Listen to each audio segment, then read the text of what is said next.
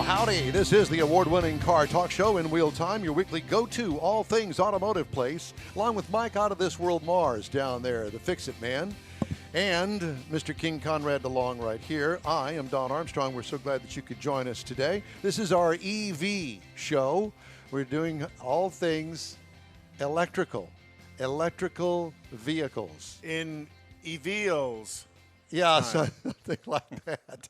I stole that from somebody on Facebook. Anyway, Yeah. our first half-hour guest, great guy, Buzz Smith. That's a killer name. It is a killer For the name. evangelist. Yes, the evangelist up in Fort Worth, and we were talking about giving an overview of what is actually all about the EV world that we're all going to be actually shoved into, kicking and screaming, some of us, all the way into it. Right now, we've got a guest that's joining us via Zoom, and his name is Steve Clunn. Steve, how are you? Good morning. Thanks for joining us. Good. How are you doing? I'm glad to be here. Well, it's so good to see you guys. Steve and his lovely wife own the Green Shed. It's a EV conversion place down there in Fort Pierce, Florida. Looks like it's a beautiful day down there in Florida. Well, it is, but we're up in Crystal River. Oh, Crystal River. We moved 6 years ago. Oh, you did? Well, hey, listen, nobody ever said that I was on top of things, you know? Crystal River. I don't know where I got Fort Pierce, but anyway, you know, some of us, at least in my age group, yeah, we're a little bit on the slow on the uptake. So at any rate, Steve, it's all beside the point anyway, because Steve does EV conversions, and maybe you could explain to folks exactly what is an EV conversion. I assume that it is a originally gasoline-powered vehicle that you have converted to an electric vehicle. Am I right? That's correct. And I started back in the 90s, and when we had our first Gulf War, and there had actually been a lot of electric conversions going on before that time. There's a real long history just going back further and further. But we had a bunch of things that happened back in the 90s that kind of propelled us forward. We had the transistorized controllers, which before that, it was basically big coils of wire and contactors to control the speed, kind of like old-time trains. So we had that improvement come along. And then we also had the AGM batteries, the yellow tops and the blue tops, which I know seems like ancient history to you, but for us back then, that was a major leap. And all of a sudden we went from what was basically Volkswagen performance to actually V8 performance. And electric cars all of a sudden were not just slow golf buggies. Do you have a certain model, a make, a year model that you're actually doing more conversions on than anything else? Probably the S10 and the Ford Ranger. I think those two, they were very popular back then because of the room they had for batteries. And I've got a Mazda over here with the lid open now. This was one I did back in the 90s. And it originally had the lead acid batteries. It had 24 was a popular number. Now I've patterned this one a little bit after my wife's. This actually has one of the original 9-inch advanced DC motors back from the 90s. And as you see, we got our air conditioning. And if you had power steering, you'd have that belted on there too. I've got these for decoration to make it look like a V8 engine. Well, you know, that's what I was going to say. That's a pretty snappy looking look there you got underneath the hood. I love it. And clearly you don't have to have it to look like that, but you made it to look like that because you wanted kind of that throwback. I also noticed that the pickup truck, you've made it into a dump truck. Yeah, well, that's back in the time, you know, when we had the lead acid batteries, you'd have to be woodering your batteries and everything. And everybody pretty much did that. That was the you know, to get to your batteries to water them. So who's drivetrain? We had batteries all the way, lead acid golf cart batteries all the way to the back all in here. And now with the lithium, we got twice the range and half the space. So the lithium battery's been a big thing. Whose powertrain or drive unit do you use in most cases? Well, if back back then in the 90s, this guy came out with what they call the Zilla controller. And back then, that was very popular. That was when he came.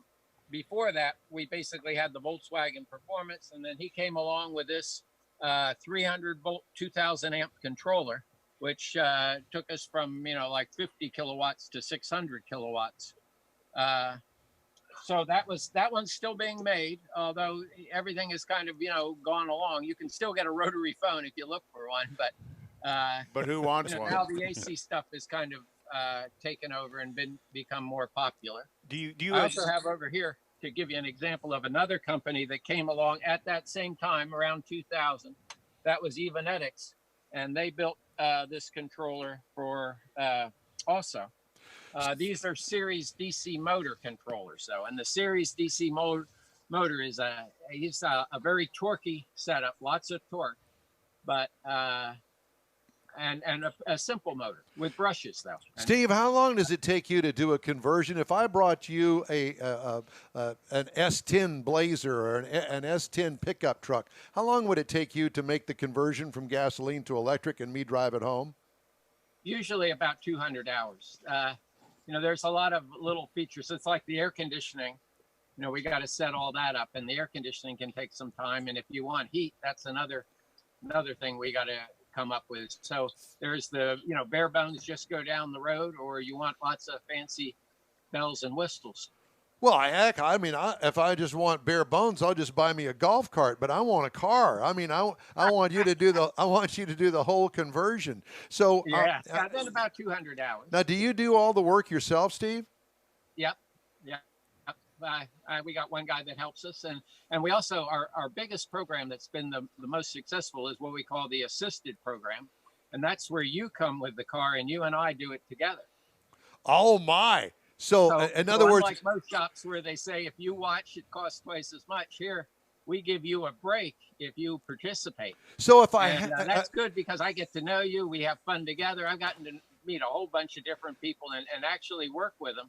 Because, when you work with somebody, you get to know them. And it's the assisted conversion program has been to me just one of my favorite programs. Well, plus it gives you a chance to share your knowledge and your passion for building EVs. Well, now here's what I've got in mind. So you've got this millennial that's still living in the damn basement, and you've got an actual need to get out and get yourself an EV. Send the millennial in the basement down with you. You can babysit him and give him a hobby or give him a career.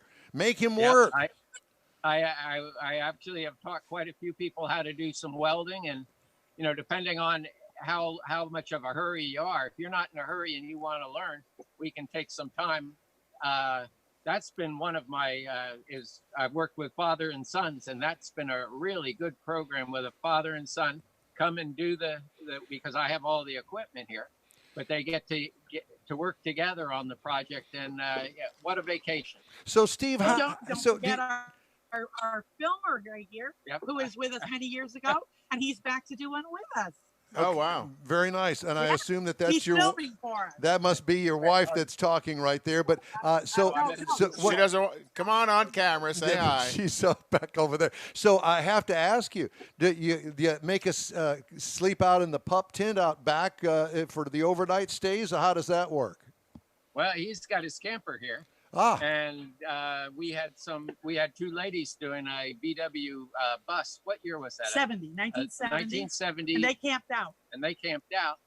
So that'd be one before that had a motel. He got a motel and stayed. Yeah, the VW bus would probably be a great conversion, wouldn't it?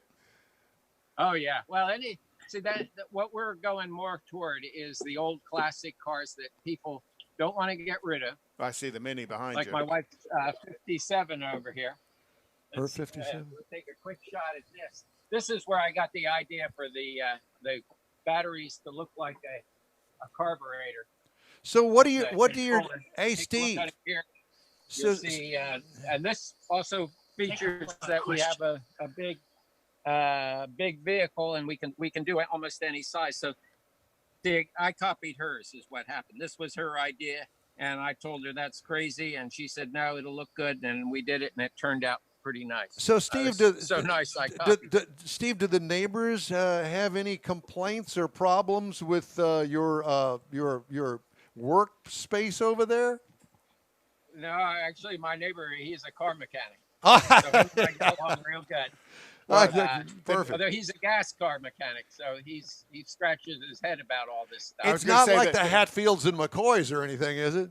Yeah, but no, we share tools. We get along real good, but he still isn't convinced. He likes his gas stuff because he's lived with that. But the neighbors aren't going to complain about the noise. It's not like you're starting a nitro funny car every afternoon in the middle of No, he makes more noise than me, so we're all right. So, Steve, I have to ask, how much does it cost in a typical conversion? Let's just say that I've got a 1995 Volkswagen Beetle that I want to convert to an EV. How much would something like that, how much would you charge me to do something like that? Well, the basic motor, controller, all those parts are about $6,000, but the expense comes in the batteries. And we're using salvage Leaf batteries, Tesla batteries, and Chevy Volt batteries. Yeah, and then of course we got to pay you to do it.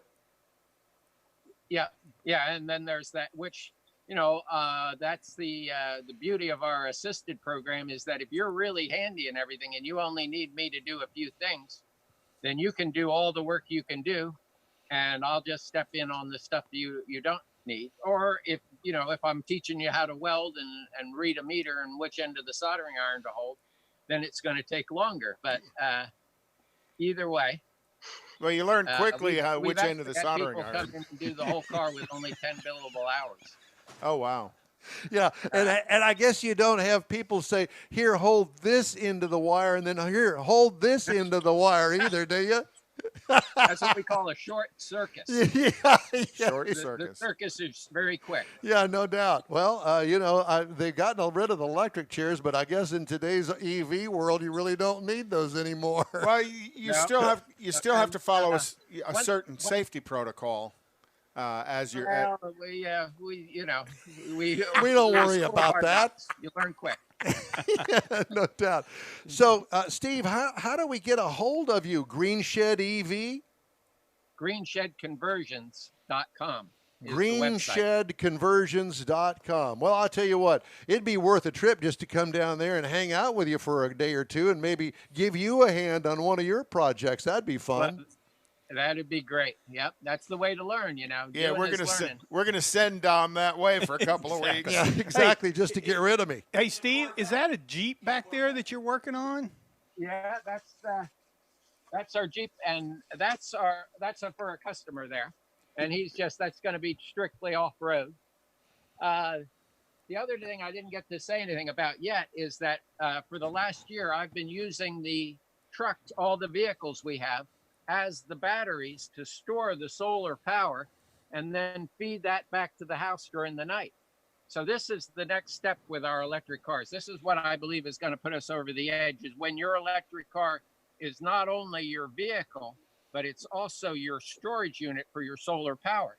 So these electric cars are actually making money every day, just sitting here storing and then during the evening pumping the electricity back, which, everybody talks about solar. The problem is, what do we do with, when the sun isn't out? Well, if you've got a couple of cars, I always have one car plugged into the solar panels and into the grid tie inverter in the house. So we're always storing and supplying electricity. And I think that's going to be a big step. The car companies haven't quite got with it yet, but they're talking about it. Well, I have to tell you, Steve, and I do mean this with all due respect, and this is strictly a compliment, but you, sir, are an electric freak and a geek, and we love you for that. And listen, we can all appreciate you, sir. Is that an electric lawnmower? This is what I used about 15 years ago when I had a lawn business. So yeah, that was my electric lawnmower, and I would charge this between each yard, and it would charge in about 7 minutes by plugging it into my electric truck. Steve, I got a new way for you to make some money. and then you could give tours down there when you decide to retire. People would be lined up for about a mile to get in to see this menagerie that you've got down there. Well, I've been trying to promote that with the turnpike coming through here. They want to build their road through, and I said, let me keep this, and we'll make an electric car museum and a charging station for people to stop on their way. There you go. Hey, and if for no other reason, we know that the electric company hates you, but we love you. No, they're starting to see the light. Are they? They, this being able to get electricity when they need it. They got their peak times and then their times when they've got extra.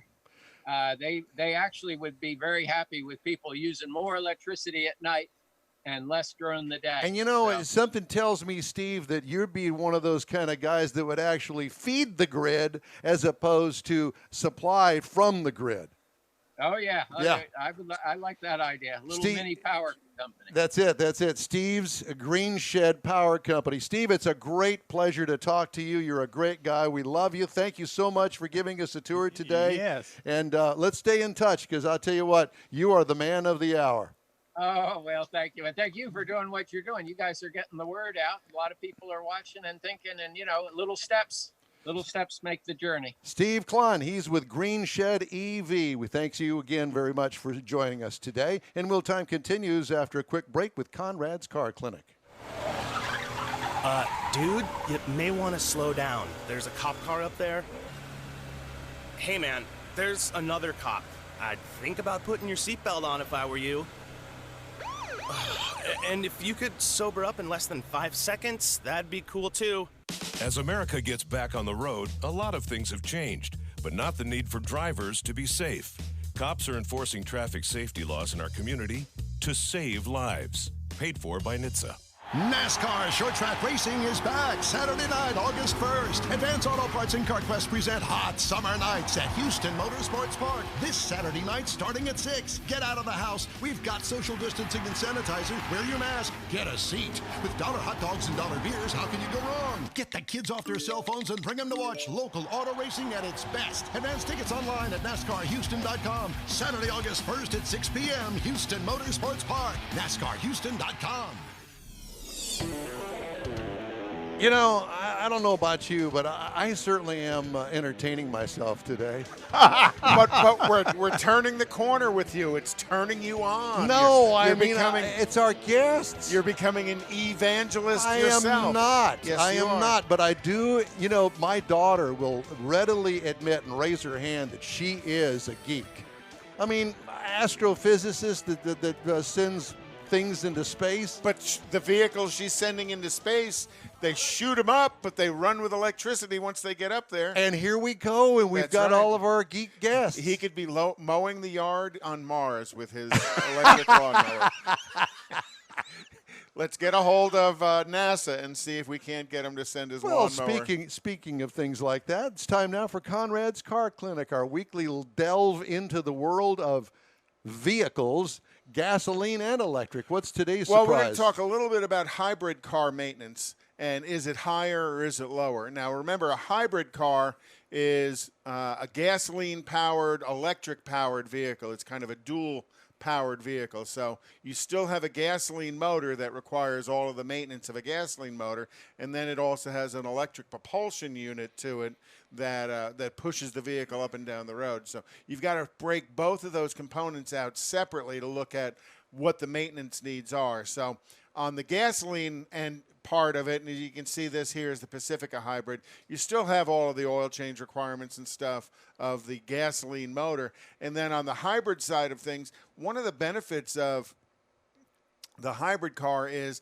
and you've heard all of the EV folks on here talk about the battery packs, and now as the technology advances on the battery pack.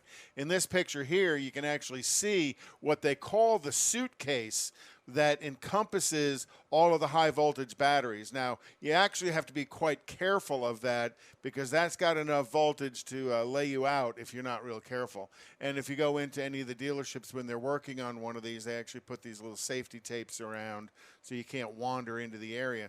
But those suitcases that you see here, that is the enclosure that holds on to all of the batteries. There's actually a cooling system involved in that as well, trying to keep those batteries from getting hot.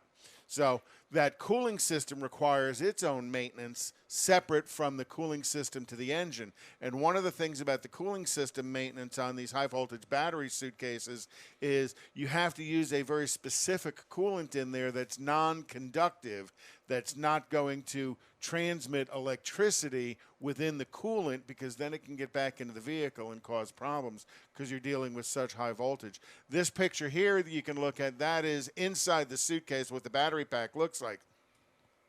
And you can see all those little battery cells that are within the battery pack. Now, in most cases, if the battery pack goes bad, everybody's going to want to sell you the suitcase to replace the whole thing, and that can be $2,000, $3,000, $4,000, $5,000, $6,000. Oh my gosh! Depending on the vehicle.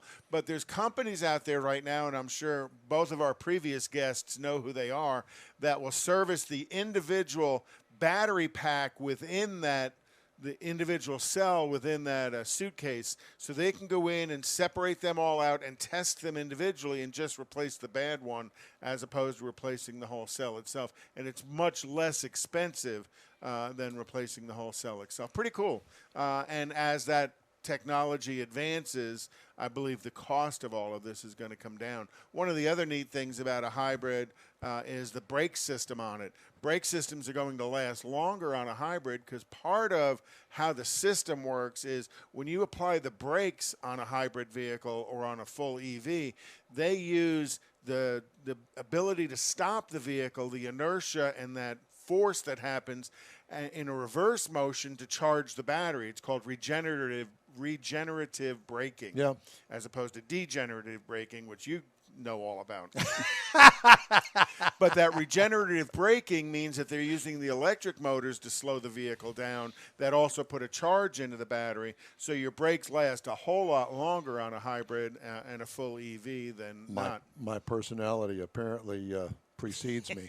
But EVs aren't that much more expensive, and I don't really think they are any more expensive, or EVs are less expensive than a hybrid car, and a hybrid car maintenance really isn't that much different than a gasoline-powered car. But at least you don't have the range anxiety that I have with a pure EV, with a hybrid. Well, and to that point, as battery technology advances and as these power pack technologies advances, you know, you're going to see higher and higher range on these electric vehicles. They're talking about some vehicles that are soon to be released that are going to have up to 400-mile range.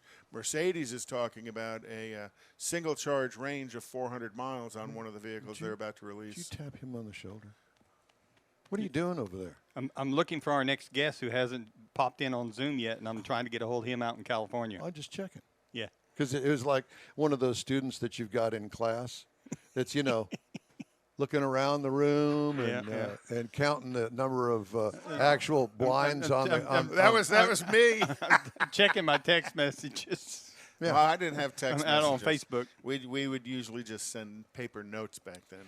You know, fold them up like a triangle and throw them across the room. Or kick them out like a football. If you don't have ADD, and if you're a member of a car club, we'd like to put your group in our car club spotlight. All you got to do is shoot us an email with the contact information to info@inwheeltime.com. We got more of our show right after this quick break. Uh-oh, Brad's buzzed. Oh, yeah? Yeah, he's starting with the woots. And now a speech. I just want to say that friendship is about heart and brain. Who's with me? Good thing is, he knows when he's buzzed. And my brain is saying, when it's time to go home, somebody call me a ride.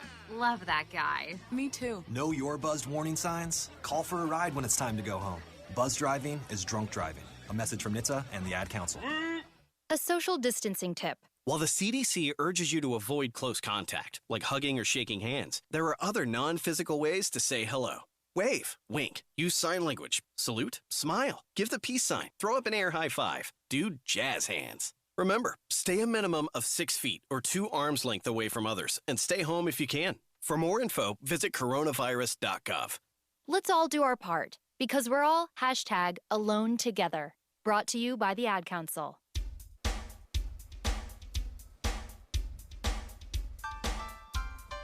Welcome back to the In Wheel Time Car Show. It's a rainy Saturday here in Houston. I've reached out to Gina Child-Knowles with Houston Motorsports Park to find out if the racing is still on tonight. What the status is. Yeah, and she hasn't emailed me or texted me back yet. So as soon as I know, I'll let you know. But last time I looked at the radar, it wasn't all that. Well, back in the vein of all of the EV stuff we're talking about, CJ Spencer, one of our followers on Facebook, says that the electric Volkswagen IDR Racer set a new overall record at Pikes Peak International Hill Climb of 8 minutes 13 seconds, and that beat the record set by the Peugeot rally car from 2013. So that was a couple of years ago. So now the overall record for Pikes Peak is held by an electric vehicle. Oh, okay. Well, speaking of EVs, there's EV news this week.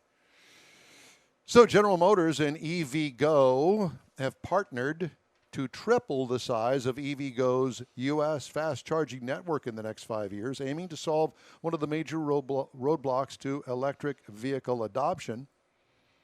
That major roadblock is my range anxiety. And That's the at least one of them. availability of charging as you cross the country. GM and EVgo will add more than 2,700 fast chargers to cities and suburbs starting next year. The expansion will target about 40 metro areas and will make EV charging more accessible and convenient, according to GM. The broader network will increase charging access for drivers who live in multi-unit homes, rent their homes and can't install in chargers, or lack access to workplace charging. GM and EVgo said in a joint statement Friday the companies declined to provide financial details of the partnership. Customers will gain access to the EVgo charging stations at high-traffic locations such as grocery stores, retail outlets, and entertainment centers. Most stations will be able to charge at least 4 vehicles at once. Charge times vary based on battery condition, output of charger, vehicle settings, and outside temperature. That's one thing that I didn't bring into it. But in many cases, customers will be able to charge their vehicles in 15 to 30 minutes, the company said. Advocates have touted the convenience of owning an EV by reminding consumers they can plug in at home rather than filling up at a gas station. But that's only true for consumers who have a single-family home that can accommodate a charging station. And if we go back to what Buzz had talked about earlier, that 30-minute charge is going to be a 440 system, and I think Buzz said right now they're talking about $13,000 to $14,000 per unit.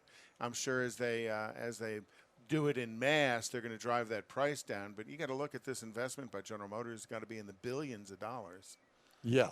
When you look at 2,000 charging stations, 2,700, but it's in a partnership with EVgo, so they already know how to get the power to, say, the Whole Foods store. Right. They got that whole infrastructure thing going within the company, and GM's just tagging along. And there's got to be some relationship with the electric company as well, because the electric company is going to have to bring 440 to the location. Yeah. You know, you got to remember, here at your house, they bring 220 in.